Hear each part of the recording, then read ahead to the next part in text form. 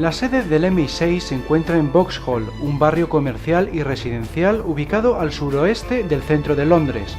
En concreto, se halla a orillas del río Támesis y junto al puente de Vauxhall. El edificio entró en funcionamiento en 1995.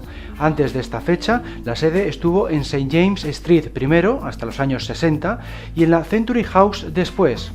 Esta última era un bloque de oficinas de 22 plantas ubicada en Westminster Bridge Road. El servicio se llamaba Secret Service Bureau cuando se fundó en 1909. Fue una iniciativa del Almirantazgo y la Oficina de Guerra para controlar las operaciones secretas de inteligencia tanto en el Reino Unido como en el extranjero, con especial enfoque en las actividades del gobierno imperial alemán. Más tarde, el organismo se dividió en dos ramas, una dedicada al ámbito naval y otra centrada en el ejército. La razón estaba en que el almirantazgo quería conocer la fuerza marítima de la Marina Imperial Alemana. Durante la Primera Guerra Mundial, en 1916, las dos secciones sufrieron una serie de cambios administrativos, de modo que la parte dedicada al extranjero se convirtió en el Directorio de Inteligencia Militar Sección 6 o MI6. Del espionaje interior se encargaría, y se sigue encargando, el MI5. El primer director del MI6 fue el capitán Sir George Mansfield Smith Cumming, que solía firmar sus comunicaciones con una letra C en tinta verde. Este nombre en clave se aplicó a todos los directores siguientes para que mantuvieran su anonimato. En las novelas y en las películas de James Bond se estableció la letra M porque el personaje se llamaba Sir Miles Messervy. El dato apareció en El hombre de la pistola de oro en el caso de los libros y en La espía que me amó en el caso de los filmes. El rendimiento del MI6 durante la Primera Guerra Mundial dejó algo que desear porque no logró establecer una red de espías en la propia Alemania.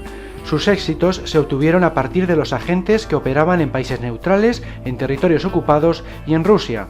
En el periodo de entreguerras se redujeron sus recursos en gran medida. Lo más destacable fue la cooperación con las embajadas británicas para otorgar cobertura diplomática a los agentes en el extranjero. Un sistema que no duraría mucho tiempo, puesto que fue descubierto en los años 30. Durante la Segunda Guerra Mundial volvió a suceder lo mismo, se obtuvieron tanto buenos como malos resultados. Uno de los mayores triunfos fue el desciframiento del código Enigma, utilizado por la Marina alemana. Permitió averiguar la estrategia de Hitler como nunca antes hasta aquel momento. En cuanto a fracasos, habría que mencionar la traición del periodista y agente soviético Kim Philby.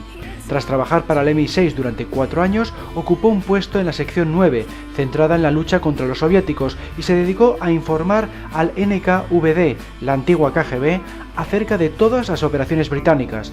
Fue uno de los muchos daños que causó hasta que dejó el servicio y viajó a Moscú en 1963. En la Guerra Fría, el MI6 no solo se enfrentó al servicio secreto soviético, sino también al de otros países, como el de Polonia, y participó en todo tipo de operaciones. Por ejemplo, ayudó a derrocar al presidente de Irán en 1953. Después de la Guerra Fría, ha participado en conflictos como la Guerra de Irak y ha luchado contra el terrorismo o el narcotráfico, entre otras muchas actividades criminales. En cuanto a la actual sede del MI6, en un principio se iba a haber construido una urbanización, allá por 1983. Más tarde se optó por levantar un edificio de oficinas para el gobierno. Tras celebrar un concurso, se eligió el diseño del arquitecto Terry Farrell, inspirado en el modernismo industrial de los años 30 y en los templos religiosos de los mayas y los aztecas. Curiosamente, uno de los motes que tiene este edificio es Legolandia. Entre los datos más llamativos de su arquitectura se encuentran los siguientes. Posee 60 zonas separadas en su tejado. Consta de 25 tipos diferentes de cristales en ventanas de 3 capas. Buena parte de sus estancias se encuentran por debajo del nivel del suelo. Posee un salón deportivo, un gimnasio, un estudio de aeróbic y una pista de squash. Y consta de 2 fosos para una mayor protección. A lo largo de su historia, la sede del MI6 solo ha sido atacada en 2 ocasiones. La primera tuvo lugar en el año 2000, cuando unos individuos sin identificar dispararon un misil antitanques. Por suerte, únicamente causaron daños superficiales. La segunda aconteció en 2010, cuando se descubrió un paquete bomba en el centro postal del edificio. En este caso sí se detuvo a los delincuentes, 2 hombres del norte de Gales.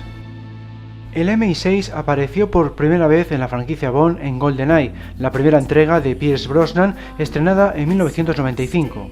Luego tendría un papel más relevante en El mundo nunca es suficiente, la cinta de 1999, porque en su interior fallecía Sir Robert King, el padre de Elektra. Volvió a aparecer en Muere otro día de 2002. En Skyfall de 2012, donde tenía lugar otro atentado. Y en Spectre de 2015, donde Blofeld lo derribaba con motivo de liquidar a Madeleine y a Bond.